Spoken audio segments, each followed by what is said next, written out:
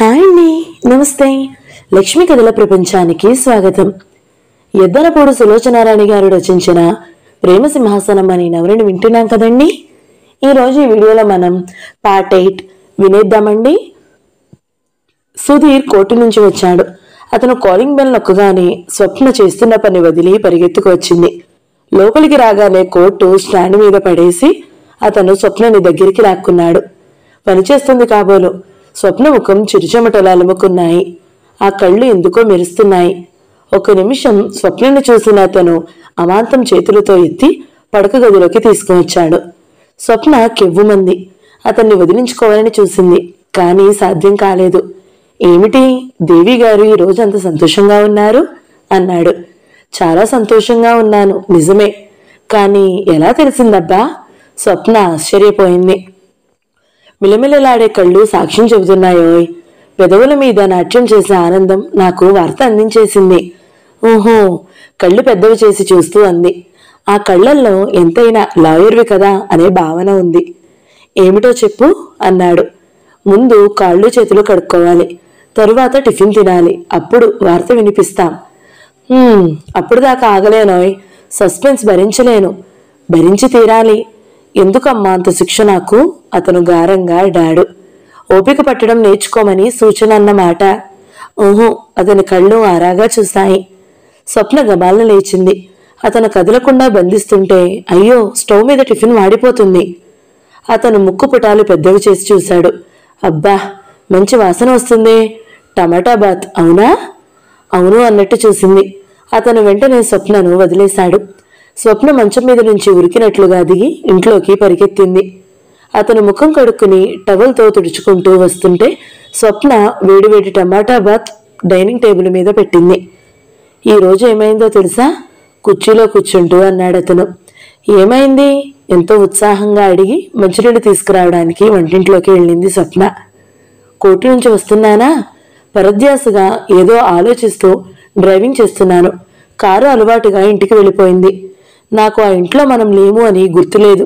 Gate వేసి ఉంది. బోయి బోయమంటూ హారన్ మోగించాను. ఎవరూ లేదు. ఆలోచిస్తూనే గేటు తలుపులు తెరిచి కారు లోపలికి తీసుకెళ్లాను. కారు దిగి లోపలికి వెళ్ళబోతుంటే ఒక ఆయన బయటకు వచ్చి ఎవరు కావాలి అని అడిగాడు. అప్పుడు గాని నా ఒంటి మీదకి స్పృహ రాలేదు. మీరెవరు అని అడిగాను. నా పేరు శర్మ. మేము కొత్తగా ఇంట్లోకి వచ్చామన్నాడు. నా బుర్ర తిరిగిపోయినట్టు అయింది. ఆ ఇంట్లో అమ్మ ఉంటుందని ఆశపడ్డాను. అద్దెకిస్తోంది అని అనుకుంటే నేనే ఆ అద్దె చెల్లించి ఆ ఇంట్లో ఉండేవాడిని. అతను ఉప్మా తినడం లేదు. చెంచాతో దాన్ని అటూ ఇటూ కదిలిస్తూ ఉన్నాడు. స్వప్న ఎప్పుడు వచ్చిందో అతను వెనుకగా వచ్చి తల మీద చెయ్యి వేసి నిలబడి అతను చెప్పేది శ్రద్ధగా ఉంటుంది. అతను ఉప్మా తినకుండా తలెత్తి చూశాడు. స్వప్న అతన్నే చూస్తుంది. ఇదిగో, ఇలా ఉన్నావేమిటి? ఇందులో నువ్వు అంత సీరియస్ అవ్వాల్సిందేమీ లేదు. జరిగింది చెప్పాను తప్ప. ఇలారా, చెయ్యి వెనక నుంచి తీస్తూ ముందుకి లాగాడు. స్వప్న తప్పు కాదు అన్నట్టు తల తిప్పింది. మరి? అతను ఉప్మాని చెంచాతో తీసి స్వప్న నోటికి అందించి తిను అన్నాడు. స్వప్న మాట్లాడకుండా తింది. తరువాత తనే అతనికి తినిపించింది. సుధీర్ సాలోచనగా పరధ్యానంగా ఉన్నాడు. అతను హఠాత్తుగా కలవరించి స్వప్న పొట్టకి ముఖం ఆనించుకుంటూ, స్వప్న, నేను సుఖంగా ఉన్నాను. అమ్మకి ఈ విషయం ఎలా తెలుస్తుంది? అమ్మ కూడా మనతో పాటు మన దగ్గర ఉండి నేనెంత సుఖంగా ఉన్నానో స్వయంగా చూసి తెలుసుకుంటే ఎంత బాగుంటుంది కదూ. అమ్మ అసలు ఎప్పటికైనా నన్ను క్షమిస్తుందంటావా స్వప్న? చిన్నపిల్లాడిలా అడిగాడు. అతని కంఠంలో వ్యధకి స్వప్న మనసు కరిగిపోయింది. మామూలుగా మాట్లాడాలని ప్రయత్నిస్తూ, ఎందుకు క్షమించారండి? తప్పకుండా క్షమిస్తారని నా నమ్మకం. ఏ తప్పు చేసినా బిడ్డనైనా కన్నతల్లి క్షమించాలని చూస్తుంది అంది. ఏమిటో స్వప్న, ఒక్కోసారి నాకు చాలా దిగులేస్తుంది. కనీసం డాడీ ఉన్నా నేను ఇంత బాధపడేవాడిని కాదేమో. నాకైతే నువ్వున్నావు. నేను ఒంటరితనం ఫీల్ అవడం లేదు. అమ్మకి ఎవరున్నారు? ఎవరూ లేరు. నీకు తెలియదు స్వప్న, అమ్మకి నేనంటే ప్రాణం. ఒక్క పూట నన్ను విడిచి ఎక్కడికి వెళ్ళేది కాదు. ఎవరైనా ఏ పుణ్యక్షేత్రం చూడడానికో రమ్మంటే వాడికి ఇబ్బంది అవుతుంది. నాకు భక్తి ముక్తి అన్నీ ఇంట్లోనే అనేది. ఒక్క అరగంట ఇంటికి రావడం ఆలస్యమైతే ఎంత గొడవ చేసేదో తెలుసా? పనివాళ్ళని హడలగొట్టేది. మావే ఎక్కడున్నా సరే నా కోసం వెతకాల్సిందే. స్వప్న అతని తల మీద చెయ్యి వేసి నిమురుతూ ఉంటుంది. అతని కంఠంలో ప్రతిధ్వనిస్తున్న బాధని, నిస్సహాయత్వాన్ని గమనిస్తుంది. ఇంతలో కాలింగ్ బెల్ బొయ్ బొయ్యమంటూ మోగింది.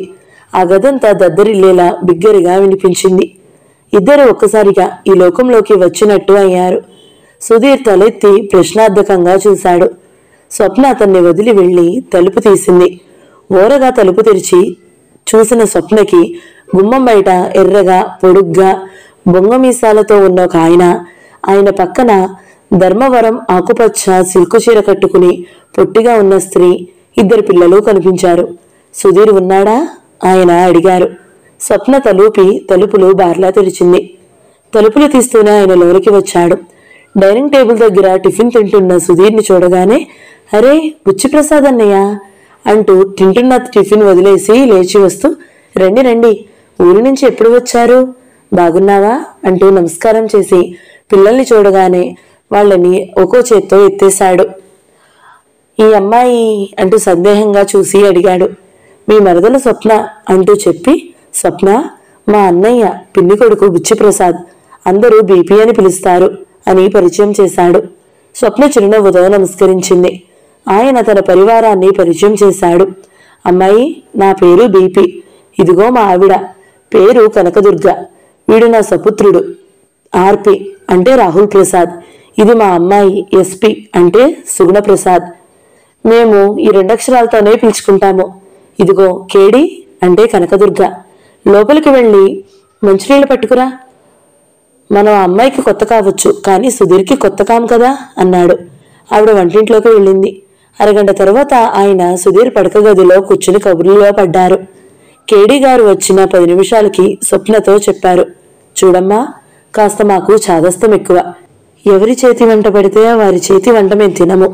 నేనున్న 2 రోజులు నువ్వు వంట ఇంటి ఛాయలకు రాకు, కాస్త సామాను ఎక్కడుందో చూపిస్తే చాలు అంది. స్వప్న తలూపింది. ఆవిడ అడిగినట్టే వంట సామాను చూపించి బయటకు వచ్చి నిలబడేది. సుధీర్ ఉప్మా తినలేదు. ప్లేట్లు కడిగేస్తుంటే కళ్లల్లో నీళ్లు వచ్చాయి. అతనికి ఎంతో ఆనందంగా తన తల్లి కాబోతున్నాను అనే వార్త చెప్పాలని అనుకుంది. వీలు కాలేదు. అప్పుడే కాదు, ఆ రాత్రి వీలు కాలేదు. సుధీర్ ఆయన రాత్రి పొద్దుపోయే వరకు కూర్చుని మాట్లాడుతూనే ఉన్నారు. బీపీ కుటుంబం 2 రోజుల పాటు ఉంది. వాళ్ళు వచ్చినప్పటి నుంచి స్వప్నకి ఆ ఇల్లు పరాయిదిలా అయిపోయింది. బీపీ సుధీర్కి ఒకటే లెక్చర్లు ఇస్తున్నాడు. తల్లి సుధీర్ కోసం ఎంత దిగులు పడుతుందో చెప్పారు. ఒరేయ్, పుట్టగానే సరికాదురా, పుట్టినందుకు మన జన్మ సార్థకం చేసుకోవాలి. కన్న తల్లిని నువ్వు ఇలా ఏడిపించడం బాగాలేదు. నువ్వు ఈ అమ్మాయి మీద ఇష్టం ఉంటే ఉంచుకో, మేమెవరం కాదనడం లేదు. నువ్వు యాదగిరిగుట్టలో ఈ అమ్మాయిని పెళ్లి చేసుకున్నట్టు ఎవరికీ తెలియదు. నా మాట విని నువ్వు లక్షణంగా విమ్రణి చేసుకో. అన్నయ్య, తలదించుకుని వింటున్న సుధీర్ చివాళ్ళ తలెత్తాడు. నోరెత్తకుండా నేను చెప్పింది విను. మీ ఇంటి గౌరవం ఏమిటి? నువ్వు చేసిన పనేమిటి? గౌరవ ప్రతిష్టలు గల కుటుంబంలో పుట్టిన పిల్లలకి నా జీవితం నా ఇష్టం అనే హక్కు లేదురా. నువ్వలా మొండిగా నీ పెళ్లి నీ ఇష్టం అంటే నేను ఈ అమ్మాయిని షూట్ చేసి నా ఇష్టం అని నేను అనవచ్చు. ఇంటి గౌరవాన్ని కాలదన్నే హక్కు నీకుందంటే దానికి అడ్డం వచ్చిన వాళ్ళని హతమార్చే అధికారం మాకు ఉందనుకో. సుధీర్ కుర్చీలో నుంచి లేచాడు. అతని ముఖం కందగడ్డలా ఉంది. స్వప్నని నేను పెళ్లి చేసుకున్నాను. స్వప్న నా భార్య. జీవితాంతం మేము కలిసే ఉంటాము. మీరందరూ ఇది అర్థం చేసుకోకపోతే నన్ను విలువేయండి. నాతో మాట్లాడకండి. మీ వాడిని అని చెప్పుకోకండి. అంతేగాని మా జోలికి రావద్దు. ఎందుకురా అరుస్తావు? ఎందుకంత ఆవేశం? నేను స్వప్నని షూట్ చేస్తానని మాట మాత్రం అన్నానే. నన్ను చంపేసినట్టు పిడికిలు బిగిస్తున్నావే. మన వంశ గౌరవాన్ని షూట్ చేసిన నిన్ను మేమేలా వదిలిపెడతామంట? ఆయన కుర్చీ మీద ఒక చెయ్యి వేసి ఆనుకుని ఎడమ చెయ్యి నడుం మీద పెట్టుకుని అడిగారు. వచ్చినప్పటి నుంచి స్వప్న చూస్తూనే ఉంది. ఆయన తన గొడవని రహస్యంగా ఉంచలేదు. స్వప్న వినాలని బిగ్గరగా అంటున్నాడు. స్వప్నని బయటికి తీసుకువెళ్లాలని సుధీర్ చేసిన ప్రయత్నం కూడా ఫలించలేదు. నా మార్గాన నన్ను పోనీయండి, మీ అందరికీ దండం అన్నాడు. ఎలా పోనిస్తాంరా? మీ అమ్మకి నీతో పాటు ఇంకో కొడుకు ఉంటే పోనీలే, వాడు కాకపోతే వీడున్నాడుగా అని సరిపెట్టుకునేవాళ్ళం. కానీ మా దురదృష్టం, మరి అవకాశం కూడా లేదు. నీకు వాళ్ళ అవసరం లేకపోయినా వాళ్ళకి నువ్వు కావాలి. ఎందుకట? విసురుగా అడిగాడు సుధీర్. ఎందుకేమిట్రా? వంశాంకురం కోసం. స్వప్నకి పుట్టిన పిల్లలే వంశాంకురాలు అవుతారు. అతను ఒకే చిత్తంతో అన్నాడు. ఏమిటి? ఈ అమ్మాయా? ఈ హంతకురాలు పిల్లల వారసులు. మీ అమ్మని నువ్వు చంపేయడం నయం దీనికంటే. లేకపోతే నీ భార్యకు పురమాయించు. ఆవిడకి ఆ విద్య అలవాటేగా. అన్నయ్య! సుధీర్ కోపం ఆపుకోలేనట్టు బలంగా టేబుల్ మీద గుద్దాడు. నేను 10 సార్లు చెప్పాను ఇప్పటికే, స్వప్న మాట ఎత్తొద్దు అని. ఎందుకెత్తన్రా? ఆవిడ గారు వచ్చి మీ అమ్మ గుండెల్లో చిచ్చు పెట్టింది. ఆవిడని ఎన్నైనా అనే అధికారం మాకుంది. వద్దనడానికి నువ్వెవరు? నేను మర్యాదగా చెబుతున్నాను విను. నువ్వు నా దగ్గరకు వచ్చి విమలని పెళ్లి చేసుకో. నేను చేసుకోను. నేను పెళ్ళైన వాడిని. రెండో పెళ్లి చేసుకుంటానా? ఇది పెళ్ళే కాదు, ఇది మోజు వ్యవహారం. ఆవిడ గారిని పెట్టుకో కావాలంటే. మేమెవరం కాదనము. మాకేమీ అభ్యంతరం లేదు. ఆవిడ గారితో నువ్వు పొందే ఆనందానికి మేము అడ్డురాము. నువ్వు విమలని పెళ్లి చేసుకో. ఇక నీతో మాట్లాడడం కూడా అనవసరమే. సుధీర్ ఇంట్లో నుంచి వెళ్ళిపోయాడు. అతనికి ఎన్నడూ ఎనగని ఆగ్రహంగా ఉంది. ఏమనుకుంటున్నారు వీళ్ళు? వీళ్ళ చేతుల్లో కీలుబొమ్మ అనుకుంటున్నారా? తనని వాళ్ళు ఏమనుకుంటున్నారు? దూరంగా వచ్చేశాడు. అయినా తనని వదలరేమిటి? వీళ్ళకి మతి లేదా? స్వప్నతో తనకి పెళ్ళై కాపురం చేస్తుంటే వచ్చి విమలని పెళ్లి చేసుకోమంటారేమిటి? ఇదెక్కడి గొడవ? సుధీర్కి ఇంకా మండిపోతున్న విషయం ఏమిటంటే స్వప్నతో పెళ్ళయింది కాదట, మోజు వ్యవహారమట. స్వప్న నింపుడుగెత్తిగా చేసి వంశాంకురం కోసం విమలని పెళ్లి చేసుకోవాలట. సుధీర్ రక్తం ఉడికిపోతుంది. అందరినీ మెత్తగా చితకబాదాలి అనిపిస్తుంది. అమ్మ కోసం నీ రాక భరించాను గాని లేకపోతేనా తన్ను తినిపించి పంపేవాణ్ణి. అతడు అసహనంగా పొద్దుపోయే వరకు తిరిగాడు. సుధీర్ చివరికి ఒక నిర్ణయానికి వచ్చాడు.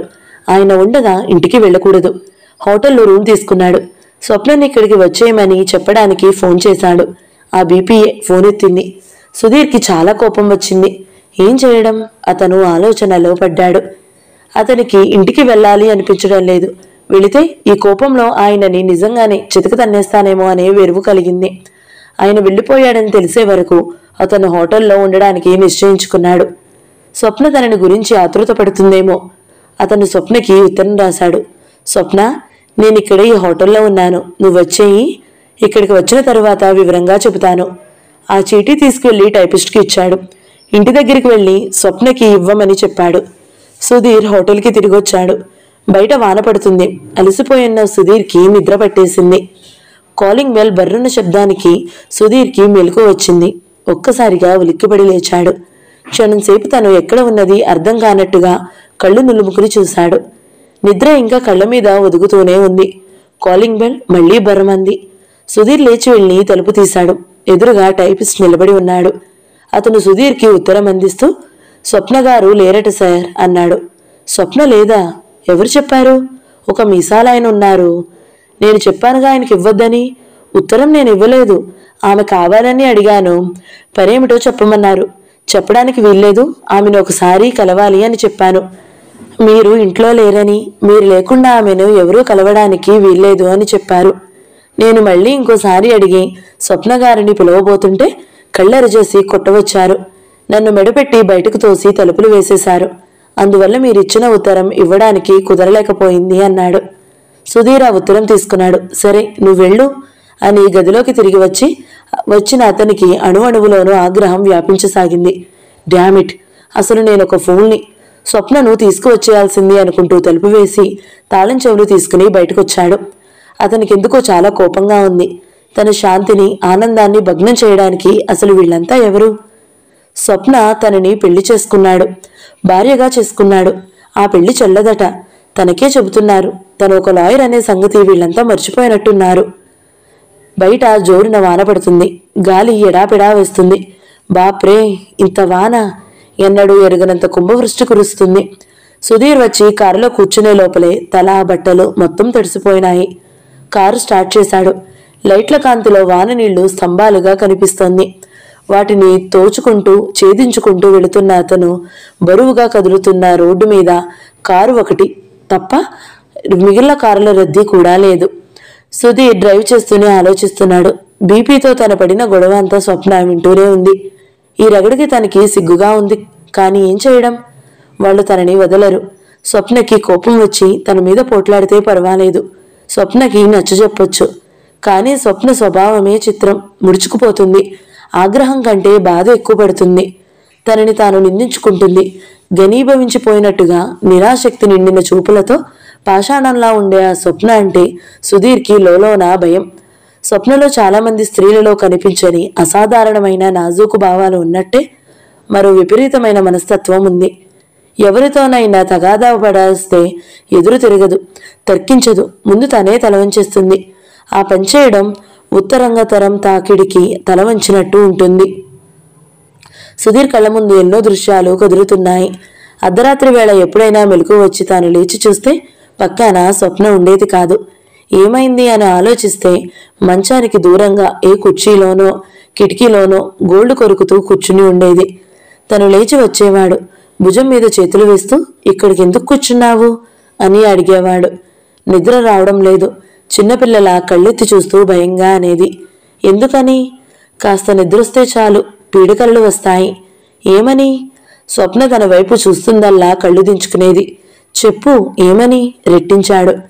మోహన్ని చంపినట్టు అతను నా మీదకి వస్తున్నట్టు ఉంటుంది అని దీనంగా చెప్పేది. సుధీర్ తలదించుకున్న స్వప్న వైపే చూస్తుండిపోయేవాడు. తన భుజం మీద ఆని ఉన్న అతని చెయ్యిని క్రమంగా భుజాన్ని వేళ్లతో నొక్కి పట్టుకునేది. మరుక్షణం స్వప్నని రెండు భుజాలు గట్టిగా పట్టుకుని హత్తుకుంటూ సారీ డియర్ అనేవాడు. స్వప్న అతని గుండెల్లో చిన్నపిల్లలా హత్తుకుపోయేది. Sorry, really sorry. ఎందుకు? ఆ కంఠం అస్పష్టంగా నెమ్మదిగా ఉండేది. నేను ఒళ్ళు మరిచి నిద్రపోయినందుకు. నీకు నిద్ర పట్టడం లేదని కూర్చుంటే నేను నిద్రపోయాను. నాకు సిగ్గుగా ఉంది. అతని గుండెల్లో ముఖం దాచుకున్న స్వప్న చెయ్యి చాచి అతని నోటికి చెయ్యి అడ్డం పెడుతూ దయించి అలా అనకండి అనేది. స్వప్నని తన చేతులతో లేవనెత్తి తీసుకువచ్చి మంచం మీద పడుకోబెట్టేవాడు. స్వప్నని తన వైపు తిరగమని ఆ ముఖం తన గుండెల్లో ఒరిగిపోయేలా చేసి ఒక చెయ్యి తల మీద వేసి జుట్టులోకి వేళ్లు పోనిచ్చి నిమిరేవాడు. అలా పట్టుకుని తల మీద నిమురుతూ చిచ్చు కొట్టినట్టుగా బుజ్జగిస్తున్నట్టుగా తడుతూ ఉంటే క్రమంగా స్వప్నకి నిద్రొచ్చేది. ఇప్పుడెలా ఉంది అంటే ధైర్యంగా ఉంది అనేది. నిద్రొస్తుందా అంటే ఊ అనేది. కాసేపటికి స్వప్న నిద్రపోయేది. నిద్రపోయిన స్వప్నని అతని మనసుకు ప్రేమతోనూ జాలితోనూ నిండిపోయేది చూస్తుంటే. స్వప్నని చూస్తుంటే అతను ఆలోచనలో పడేవాడు. స్వప్న, నీ దగ్గర నుంచి నేను మానసికంగా శారీరకంగా ఇంత ఆనందం సుఖం అనుభవిస్తున్నాను. నువ్వు నా నుండి ధైర్యంగా ఉండలేకపోతున్నావు. నా ప్రేమలో ఏదైనా లోపం ఉందా? నీకది బలం ఇవ్వలేకపోతుంది. ఎందుచేత? నా ప్రేమ బలమైనది అయితే నీలో భయం పిరికిదనం పోగొట్టి తీరాలి అనుకునేవాడు. తను ఎంత దగ్గరగా అయ్యానని అనుకున్నా స్వప్నలో మారుమూల భాగం ఏదో చీకటిగానే ఉండిపోయేది. ఆ మారుమూల ఉన్న చీకటి వేగానికి తన ప్రేమ చెరపలేకపోయింది. ఎందువల్ల? ఉదయం లేస్తే స్వప్న మళ్ళీ మామూలుగానే ఉండేది. నవ్వుతూ నవ్విస్తూ చిలిపిగా హుందాగా ఉండేది. స్వప్న లాంటి భార్య ఉంటే ఏ మగాడికైనా జీవితం ఎప్పుడూ బోర్ కొట్టదేమో.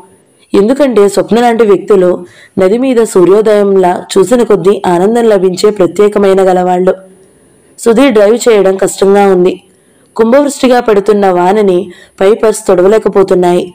అతను జాగ్రత్తగానే డ్రైవ్ చేస్తున్నాడు. స్వప్న ఏం చేస్తుంది? ఇంట్లోంచి వెళ్లిపోయి ఇంటికి రాలేని పిరికివాడు అని తనని అసహ్యించుకుంటుందేమో.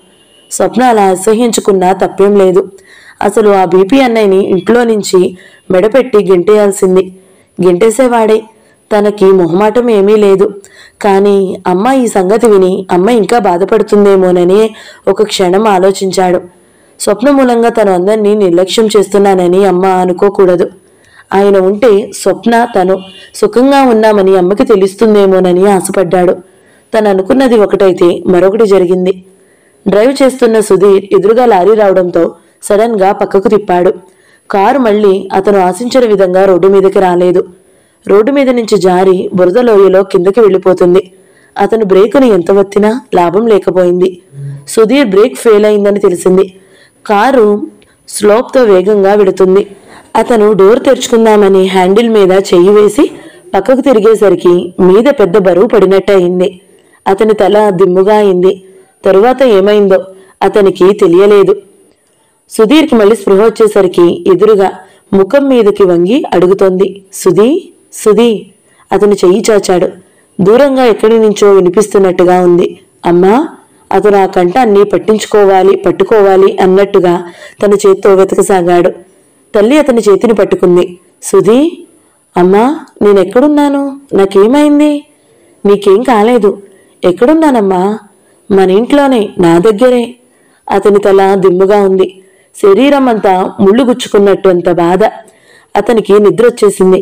ఏమైంది? నాకేమైంది? నాకు అర్థం కావడం లేదు. మెలకు వస్తుంది పోతుంది, వస్తుంది పోతుంది. కానీ మాటలు, తల్లి కంఠం వింటే అతనికి శక్తి వచ్చినట్టుగా అనిపిస్తుంది. ఆ సాయంత్రానికి స్పృహ వచ్చింది. స్వప్న పిలిచాడు.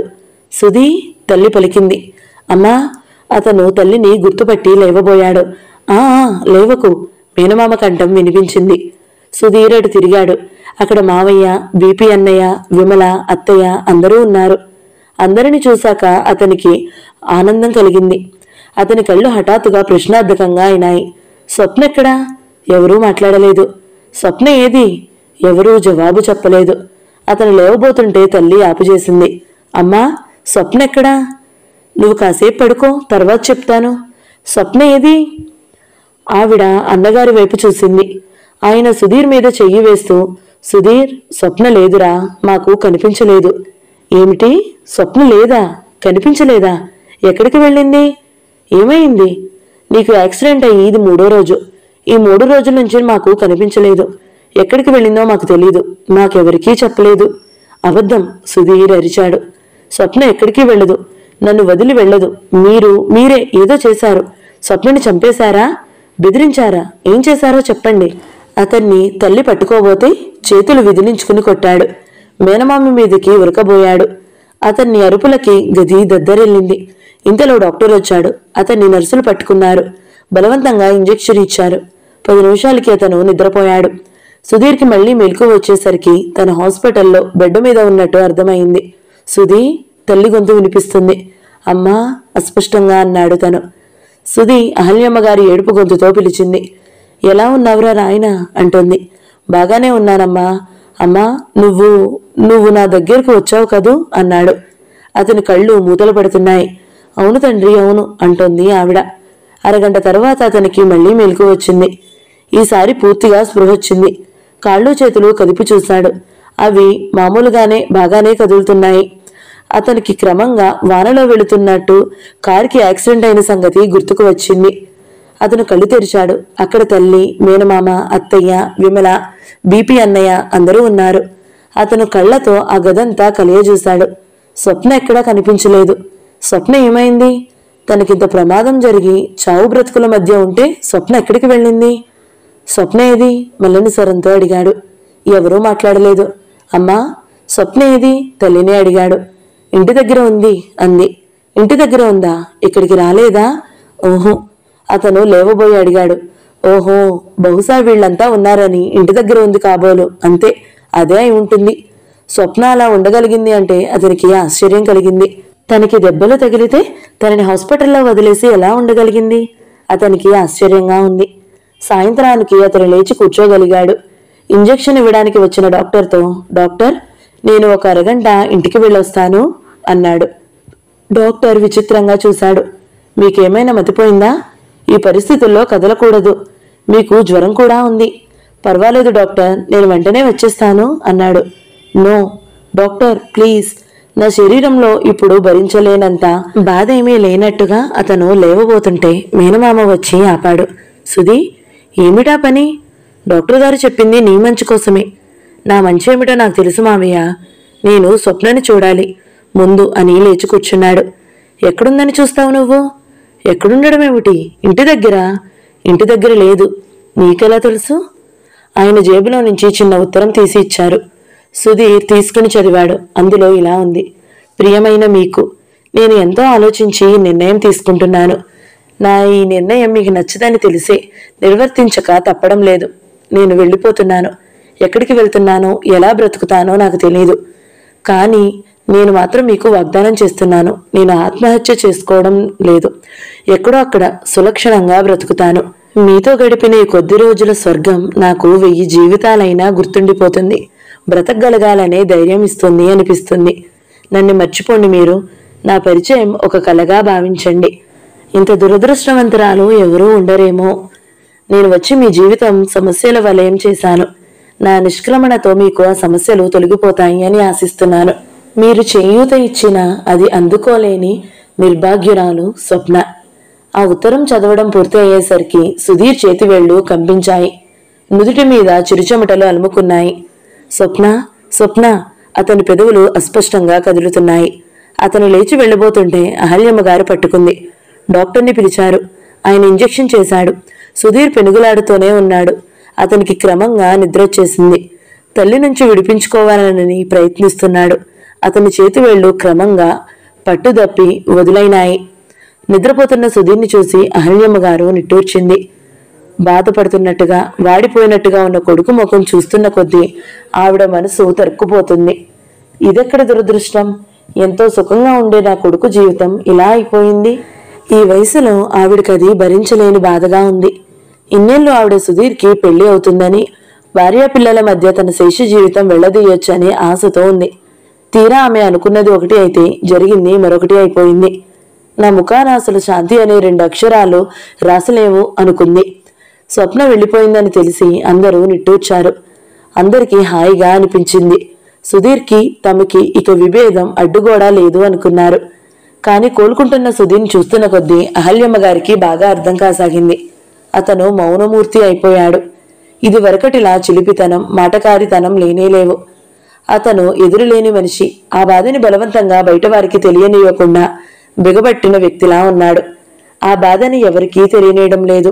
స్వప్న మాట ఎత్తబోతే ఆ మాట వద్దు మావయ్య అంటూ స్వప్నని శారీరకంగా తన దగ్గర నుంచి దూరంగా వెళ్లగొట్టారు గాని అతని దగ్గర ఉండిపోయిన స్వప్నని ఎవరూ విడదీయలేకపోతున్నారు. సుధీర్ త్వరలోనే కోలుకున్నాడు. అతను మామూలుగా కోర్టుకి వెళ్లి వస్తున్నాడు. ఎప్పటిలాగే నవ్వుతూ తుళ్ళుతూ ఉండేవాడు. కాని అహల్యమ్మ గారికి అతన్ని చూస్తున్న కొద్దీ అది బాధని లోపల బిగబట్టి పైకి మామూలుగా ఉండడానికి చేస్తున్న ప్రయత్నంలా అనిపించసాగింది. తల్లిదండ్రులకి వార్ధక్య దశలో పిల్లల సుఖానికి మించింది ఇంకేమీ ఉండదేమో. వాళ్ళు బాధపడుతుంటే వీళ్ళకి అది చూడబుద్ధి లేక నిస్సహాయంగా అనిపిస్తుంది. అదొక నరకయాతన. కొన్ని రోజులుంటే సుధీర్ మారతాడేమో, ఆ స్వప్నని మర్చిపోతాడేమో అని ఆమె ఆశ. ఆవిడ విమలతో బావని ఆ బాధని మరిపించవమ్మా అనేది. మరిపిస్తానత్త అనేది విమల. విమల సుధీర్ ఒంటరిగా ఉన్నప్పుడు వచ్చేది. సుధీర్ విమలను చూసి తిరస్కారంగా ముఖం తిప్పేసేవాడు. బావా, స్వప్న ఎక్కడుందో తెలిసిందా అంది విమల. ఎక్కడా ఉండదు. అసలు ఈ లోకంలోనే ఉండి ఉండదు. మీరెవరికి ఇక ఎప్పుడు అడ్డురాదు, సరేనా? అతను తీవ్రంగా అన్నాడు. విమల ముఖం చిన్నబోయింది. ఎందుకలా కసురుకుంటావు బావా? నేనేమన్నానని? స్వప్నని వెతకడంలో నువ్వు సరిగ్గా ప్రయత్నించలేదని అంటున్నాను. ఇంత పేరున్న లాయర్వి ఒక అమ్మాయి ఇంట్లోంచి వెళ్ళిపోతే ఆ అమ్మాయిని ఎక్కడ ఉందో ఆ మాత్రం ఆచూకీ తెలుసుకోలేవా అంటున్నాను. విమి, నిజం బావా, పేపర్లో వేయించొచ్చుగా. నువ్వు బాధపడుతున్నావని తెలిస్తే స్వప్న ఎక్కడున్నా వచ్చేస్తుంది. అతను తలదించుకున్నాడు. నాకిష్టం లేదు. నన్ను వదిలి వెళ్ళిపోయినందుకు తను నా మీద కాస్త కూడా ప్రేమ లేదు. ఎవరో ఏదో అంటే నేనేం చేయను? నేను తప్పు చేయకుండానే నన్ను శిక్షించింది. బాధ అంటూ తగిలితే నేనే భరించాలి, అంతే. అలా అనుకు బావా. స్వప్నకి నువ్వు ఉంటే ప్రాణం కాబట్టే తన మూలంగా నువ్వు బాధపడకూడదు అనుకుందేమో. సుధీర్ చేతులతో తలపట్టుకుని కూర్చున్నాడు. స్వప్న వెళ్ళిపోయింది. సుధీర్కి ఇది చాలా అవమానంగా ఉంది. ఆమె అతని ప్రేమను కించపరిచినట్లుగా ఉంది. రైలు వెళ్తున్న శబ్దం లయబద్ధంగా వినిపిస్తుంది. స్వప్న తెలగా వెనక్కి ఆనించి కిటికీలో నుంచి రెప్ప వాల్చకుండా తదేకంగా చూస్తుంది. బయట చెట్లు, చేన్లు పరుగులు తీస్తూ మనిషి జీవితంలో క్షణాల్లా అతివేగంగా కదిలిపోతున్నాయి. స్త్రీలకు మాత్రమే ప్రత్యేకించబడిన భోగిలో ఆ పెట్టె నిండా ఆడవాళ్లు కిక్కిరిసి ఉన్నారు. కొంతమంది నిద్రతో తూగుతుంటే మరికొంతమంది కబుర్లాడుతున్నారు. కొంతమంది ఏడుస్తున్న పిల్లల్ని సముదాయిస్తున్నారు. స్వప్న వారి పట్ల ఆసక్తి దానిలా కూర్చుని ఉంది. ఆ కళ్లల్లో విషాదం ఉంది, ఒంటరితనం, ఏదీ పట్టిన వైరాగ్యం ఉంది. సర్వ సామ్రాజ్యాన్ని వదిలేసి సుదూర ప్రాంతానికి వెళ్లిపోతున్న మహారాజీ తాలూకా నిర్వేదం ఉంది. వచ్చేసింది. సుధీర్ని వదిలేసి ఒంటరిగా సుదూరంగా వెళ్లిపోతుంది. స్వప్న మనసు దిగాలుగా ఉంది. పక్కనున్న ఆవిడ చెయ్యి పట్టి కదుపుతూ అంది. ఏమండి, కాస్త మా పిల్లల్ని మిమ్మల్ని ఆనుకుని పడుకోబెడతాను, మీరేమీ అనుకోరుగా? మిమ్మల్నే? స్వప్న ఈ లోకంలోకి వచ్చినట్టుగా ఉంది. చాలాసేపటి నుంచి కాలు మీద పడుకుంది. కాలు చాలా నొప్పిగా ఉంది. 1 నిమిషం లేవదీస్తాను, అర్థిస్తున్నట్టుగా ఉంది. స్వప్న తల తిప్పి మొదటిసారిగా యువతిని చూసింది. ఆమెకు సుమారు 30 సంవత్సరాలుంటాయేమో. కాస్త పెద్ద ముక్కు, లోతైన కళ్ళు, ముఖంలో యవ్వనం చెదరకపోయినా చెంపల దగ్గర జుట్టు నెరిసింది. ఆమె ఒడిలో 2 పిల్లలున్నారు. కుడి చేతి మీద వరిగి 4 ఏళ్ల కుర్రాడు నిద్రపోతున్నాడు. ఎడమ చేతి మీద 2 జడలు పిలకలుగా వేసుకున్న ఒక ఆడపిల్ల నిద్రపోతుంది. స్వప్నకి ఆ క్షణంలో ఆమెను చూస్తే జాలి వేసింది. జరిగి కూర్చుని ఆమె ఒడిలో పడి ఉన్న కుర్రాడిని తీసుకుని తన తొడకి ఆనించుకుంది. స్వప్న చేసిన సహాయానికి ఆ యువతి ముఖం వికసించింది.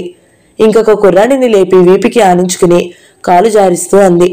కొంచెం సేపైన తరువాత స్వప్న ఒడిలో నిద్రపోతున్న అమ్మాయిని తీసుకోబోయింది. పర్వాలేదు, ఉండనియండి అంది స్వప్న. ఆమె ముఖం వికసించింది. మీరు చాలా మంచివారులా ఉన్నారే. ఇందాక నా పక్క లావాటి ఆవిడ మీద మా అమ్మాయి పడింది. ఆవిడ గయ్యమంది. అయ్యో, మీకు ఇబ్బందేమో. పర్వాలేదులేండి అంది స్వప్న. రైలు వెడుతుంది. స్వప్న కళ్ళు తన ఒడిలో ఉన్న పసిపిల్లాడి మీద నిలిచాయి. క్షణంసేపు స్వప్న మనసు మత్తుగా మధురంగా అయింది. తన కడుపులో రూపుదిద్దుకోబోతున్న ప్రాణం పాపా బాబా. ఎవరైతే ఏం, తను 2 కలల పంట. తనకిప్పుడు జీవన కేంద్రం అదేగా. స్వప్న అప్రయత్నంగా ఆ కుర్రాడి ముఖం మీద పడుతున్న జుట్టును పైకి తీసింది. ఆ పిల్లల బట్టల్లో దరిద్రం తొంగి చూస్తున్న శరీరాలలో ఆరోగ్యం బాగా కనిపిస్తుంది. బుగ్గలు నిండుగా ఉన్నాయి. మీ పేరేమిటి? పక్కనున్న ఆమె అడిగింది. స్వప్న. ఎంత అందమైన పేరు. ముచ్చటగా చూసింది. మీ పేరు? మీ పేరులా అందమైనది కాదు.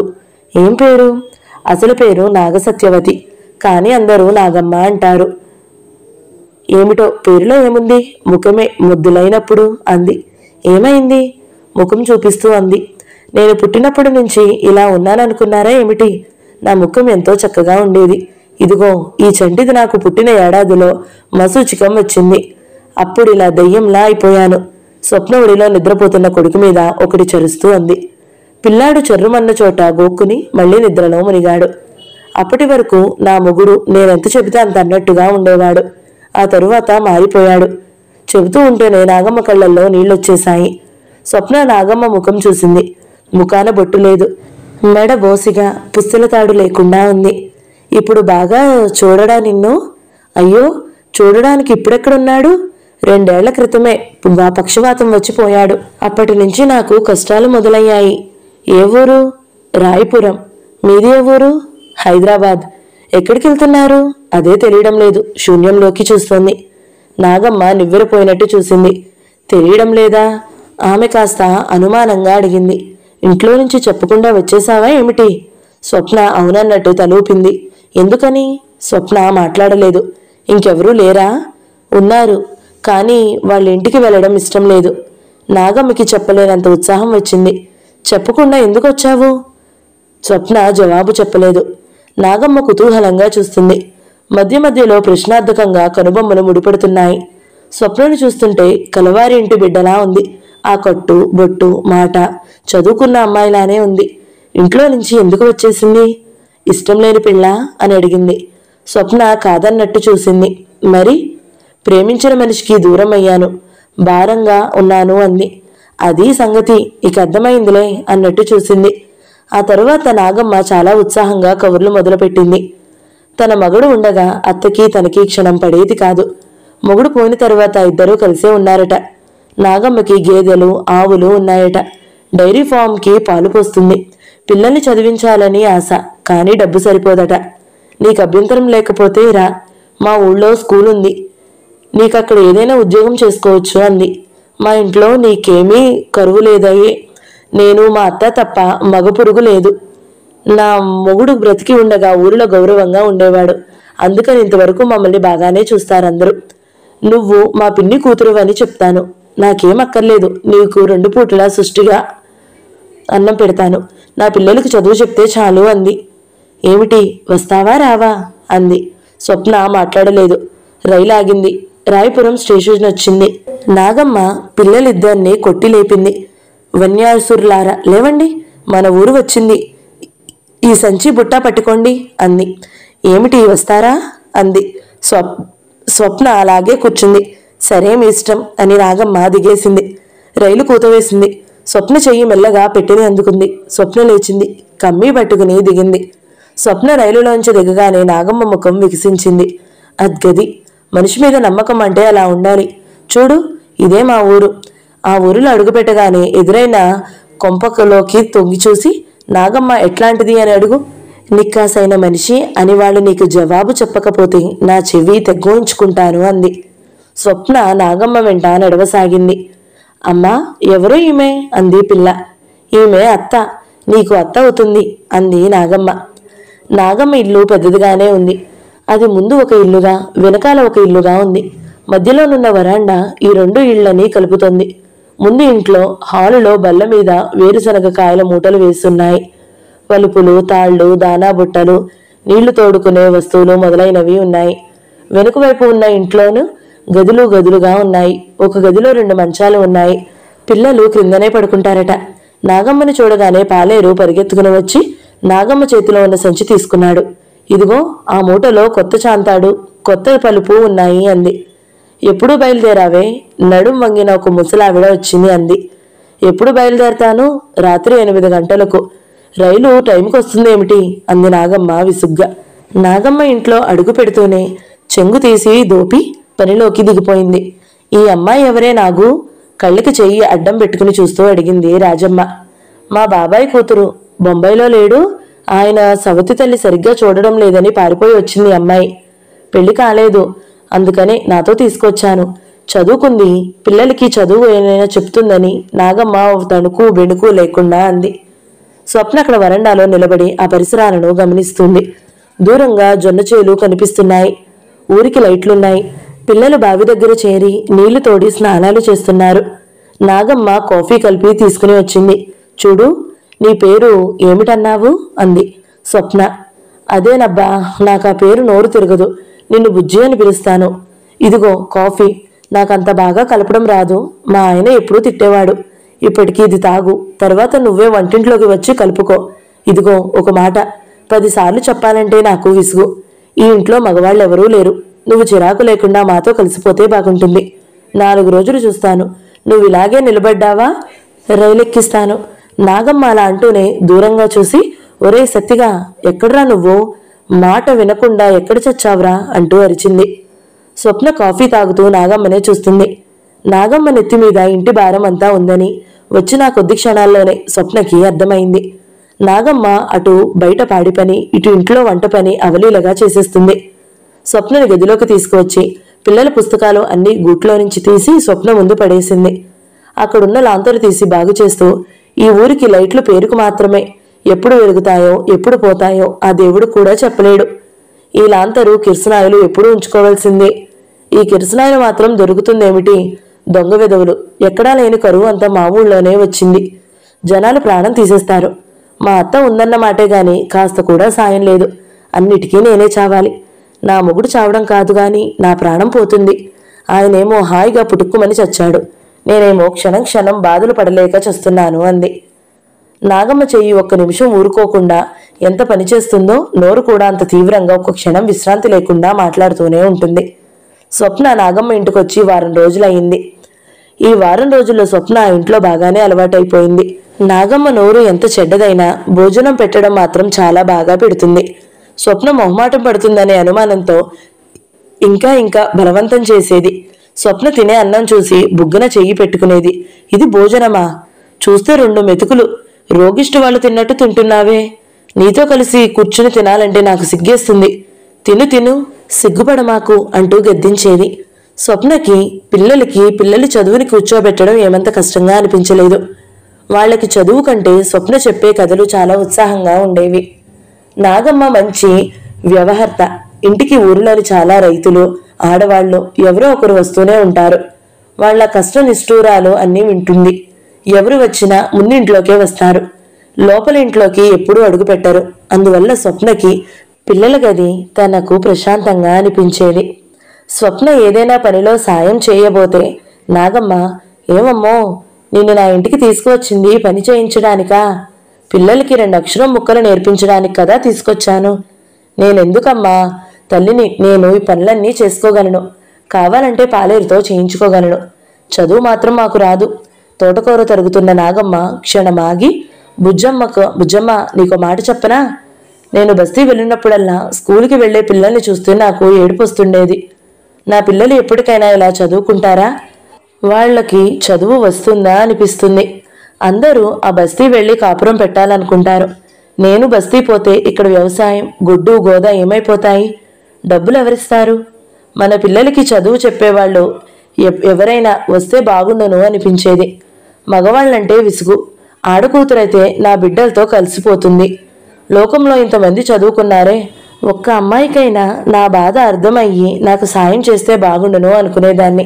పేపర్లో వేయించమన్నారు, కానీ అదంతా నాకు తెలియని వ్యవహారం. దేవుడు నా మనసులో కోరిక తెలిసినట్లుగా నిన్ను పంపించాడనుకో అంది. స్వప్న కళ్ళు చెమ్మగిల్లాయి. భగవంతుడు నాగమ్మ అండ తనకి ప్రాప్తించిందని అనుకుంటే నాగమ్మ తనకి అండగా తన పిల్లల కోసం తీసుకువచ్చింది అనుకుంటుంది. స్వప్నకి ఇది హాయిగా ఉంది. తనకి ఆసరా ఇచ్చిన నాగమ్మకి తను సహాయపడడం ఎంతో హాయిగా, తృప్తిగా అనిపిస్తుంది.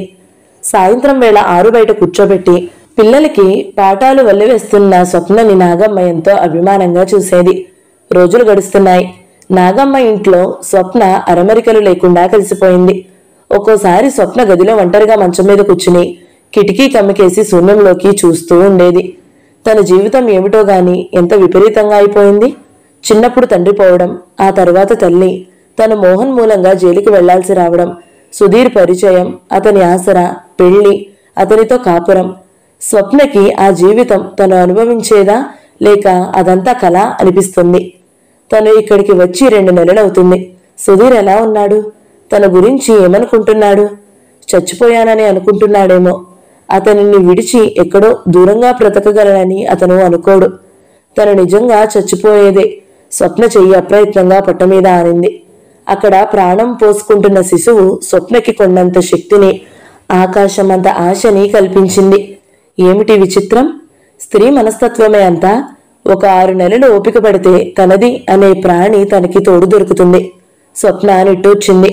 వచ్చి 1 వారం రోజులకి తను వాంతి చేసుకోవడం, నలతగా ఉండడం, నీరసంగా పడి ఉండడం చూసి నాగమ్మ అనుమానంగా అడిగింది. బుజ్జమ్మ, అడుగుతున్నానని వేరుగా అనుకోకు. నీ వాలకం చూస్తుంటే నువ్వు ఒట్టి మనిషి కాదని అనుమానంగా ఉంది. స్వప్న భయపడలేదు. అవునన్నట్టు తలూపింది.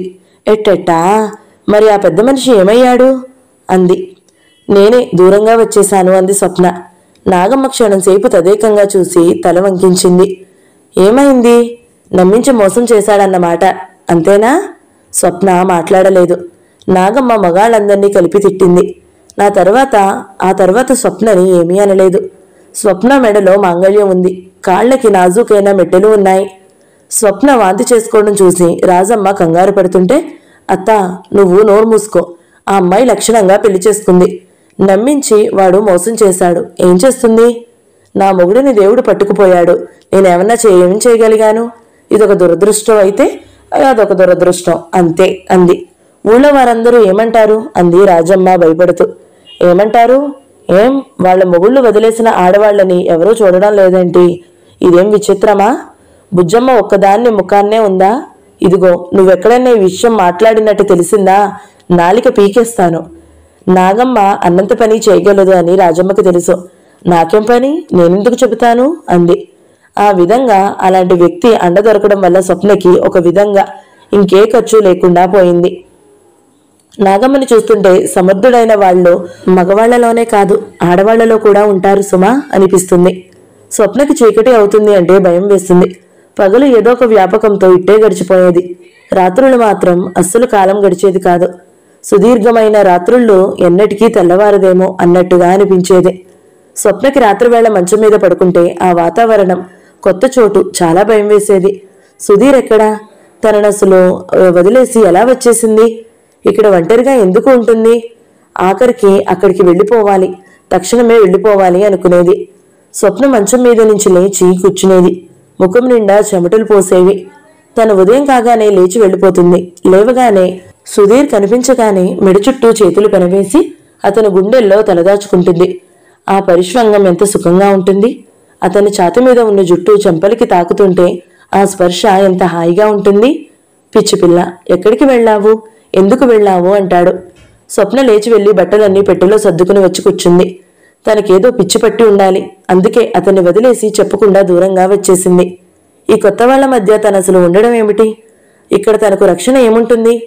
ఒక సుధీర్ సమక్షంలో తప్ప తనకి ఎక్కడా రక్షణ ఉందా, సుఖముందా, శాంతి ఉందా?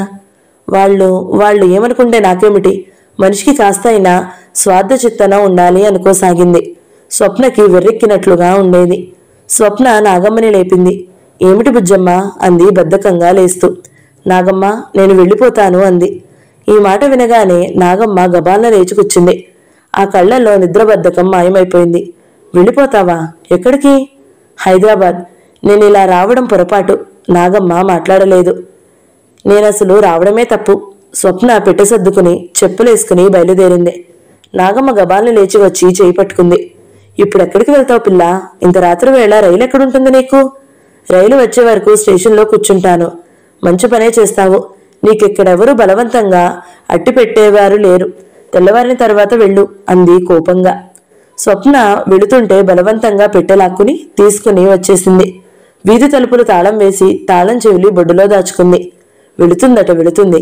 అర్ధరాత్రి వేళ నిన్నెవరైనా ఏమైనా చేస్తే మళ్ళీ నేను ఈ ఊర్లో తలెత్తుకోవాలా లేదా? నేను వెళతాను.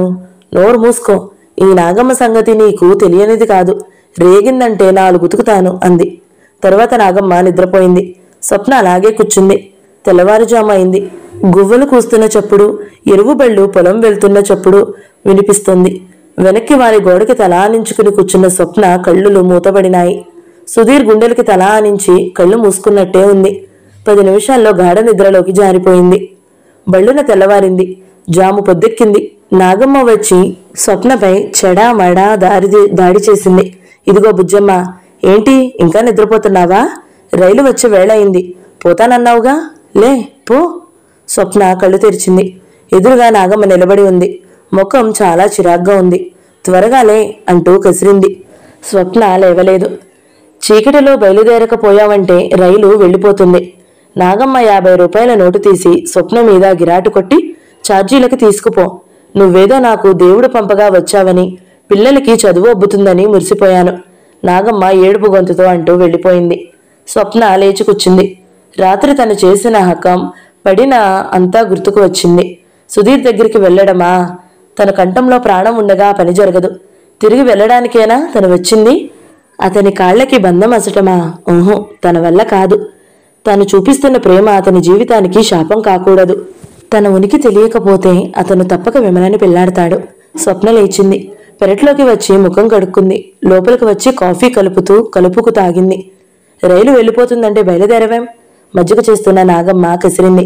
నేను వెళ్ళడం లేదు అంది స్వప్న. వెళ్ళడం లేదు? ఎందుకని అంది. స్వప్న మాట్లాడలేదు. నిన్నే నాగమ్మ అరిచింది. మరి రాత్రి ఎందుకంత గొడవ చేశావు? నిలయేసింది. ఏదో బాధపట్టలేక అనేశానక్క. నువ్వేమీ అనుకోకు అస్పష్టంగా అంది. స్వప్న కాఫీ గ్లాసు తీసుకుని తన గదిలోకి వచ్చేసింది. వెళుతున్న స్వప్నని చూసి నాగమ్మ తల పంకించింది. స్వప్న ఉంటుంది అనేసరికి నాగమ్మ కోపం ఎలా కరిగిపోయింది. భోజనం పెట్టేటప్పుడు అడిగింది. రాత్రి నన్ను కంగారు పెట్టేశావు కదా, అంత విరిగా చేశావేమిటి? నువ్వు ఉంటావని అప్పుడు అనుకోలేదు. అదొక పిచ్చిలా వస్తుంది. అలాంటప్పుడు నువ్వు కోపం తెచ్చుకుని నన్ను వదలకక్క అంది స్వప్న. నాగమ్మ తలూపింది. ఇంకేం చెప్పావుగా నువ్వు, ఇక నేనెందుకు భయపడతాను అంది స్వప్న. కాస్త ఖాళీగా కూర్చుంటే చాలు పుట్టబోయే శిశువు గురించి ఆలోచనలు వచ్చేవి. ఆ ఆలోచనలు పూల తెప్పల్లా ఎంత హాయిగా ఉండేది. ప్రేమ సింహాసనం 8వ భాగం సమాప్తం. ఈ వీడియో మీకు నచ్చినట్లయితే లైక్ చేయండి, షేర్ చేయండి, మంచి కమెంట్ పెట్టండి. ఇలాంటి మరిన్ని వీడియోల కోసం మన ఛానల్ని సబ్స్క్రైబ్ చేసుకోండి. Thank you so much for watching. నమస్తే.